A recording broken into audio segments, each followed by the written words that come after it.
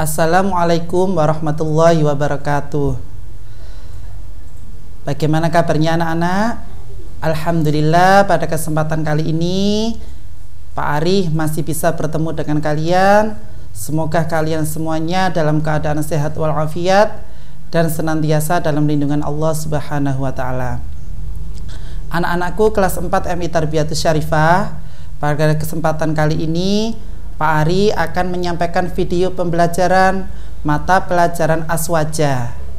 Mungkin anak-anak kelas 4 pelajaran aswaja adalah pelajaran yang baru, karena di kelas 1, di kelas 2, dan di kelas 3 kalian tidak menerima pelajaran aswaja. Di kelas 4 kalian akan belajar mata pelajaran baru, yaitu aswaja. Apa itu aswaja? Aswaja kepanjangan dari Ahlus Sunnah wal Jamaah. Perlu kalian ketahui anak-anak, MI Tarbiyatus Syarifah adalah lembaga pendidikan ma'arif yang berada di bawah naungan Nahdlatul Ulama yang berpahamkan Ahlus Sunnah wal Jamaah. Pada kesempatan kali ini kalian akan belajar tentang itu, yaitu sejarah kelahiran Nahdlatul Ulama.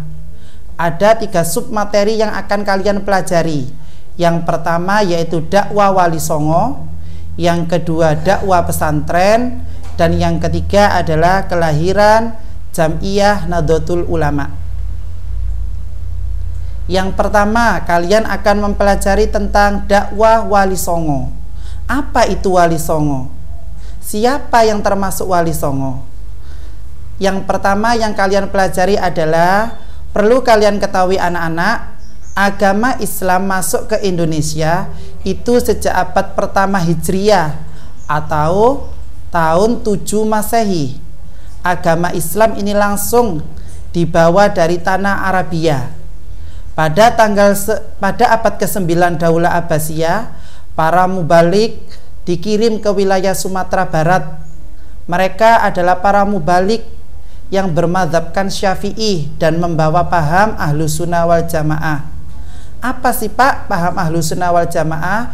Paham Ahlus Sunnah wal Jamaah adalah paham yang mana ajarannya sesuai dengan ajaran yang diajarkan oleh Nabi Muhammad beserta para sahabatnya. Lah, para mubalik tersebut dikenal dengan istilah Wali Songo. Mengapa kok Wali Songo?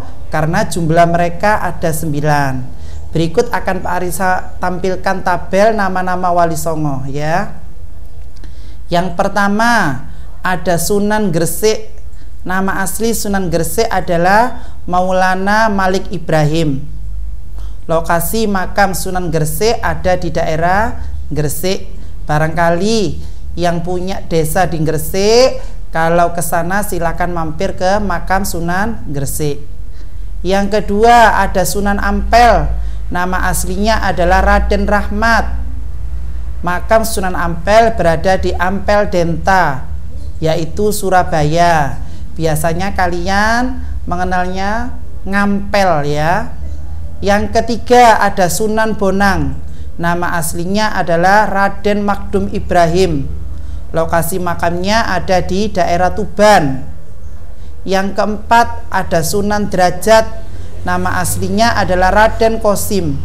Lokasi makamnya ada di Lamongan. Yang kelima ada Sunan Giri. Yang keenam ada Sunan Kalijaga. Yang ketujuh ada Sunan Muria. Yang kedelapan ada Sunan Kudus. Dan yang terakhir ada Sunan Gunung Jati. Untuk sejarah para Wali Songo ini bisa kalian baca di LKS yang sudah kalian terima. Setelah para mubalik tadi menyiarkan agama Islam, akhirnya para mubalik tadi memiliki banyak murid ya, sehingga mereka melaksanakan dakwah berikutnya, yaitu dengan cara dakwah pesantren. Apa itu pesantren? Besok kalau kalian sudah lulus dari MI Tarbiyatus Syarifah, biasanya ada yang melanjutkan ke SMP negeri, ada yang masuk pondok pesantren. Anak-anak kelas 4 perlu kalian ketahui, pesantren itu adalah lembaga pendidikan Islam tertua di Indonesia. Apa tujuan didirikan pesantren? Pesantren didirikan dengan tujuan untuk menanamkan pemahaman, penghayatan dan pengamalan ajaran Islam. Kalau besok kalian memutuskan untuk melanjutkan pendidikan di pesantren, maka guru yang ada di pesantren biasanya dikenal dengan istilah Pak Kiai.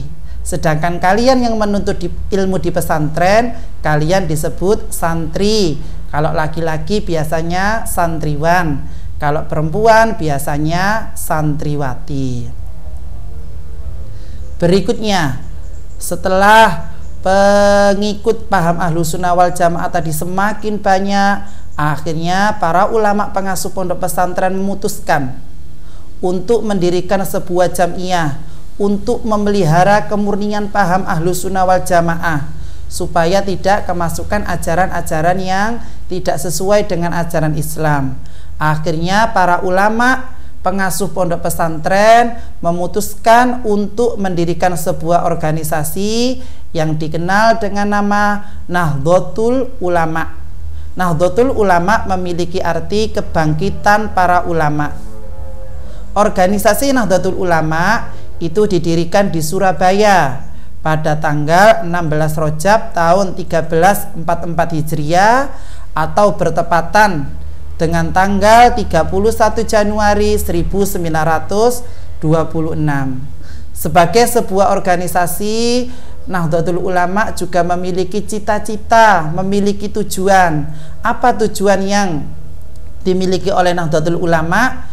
Biasanya kita kenal dengan istilah Izzul Islam wal Muslimin, yang artinya kejayaan Islam dan umatnya. Dengan berdirinya organisasi Nahdlatul Ulama, diharapkan agama Islam dan umatnya semakin berjaya. Sekian anak-anak materi aswaja yang bisa Pak Ari sampaikan. Kurang lebihnya Pak Ari mohon maaf yang sebesar-besarnya.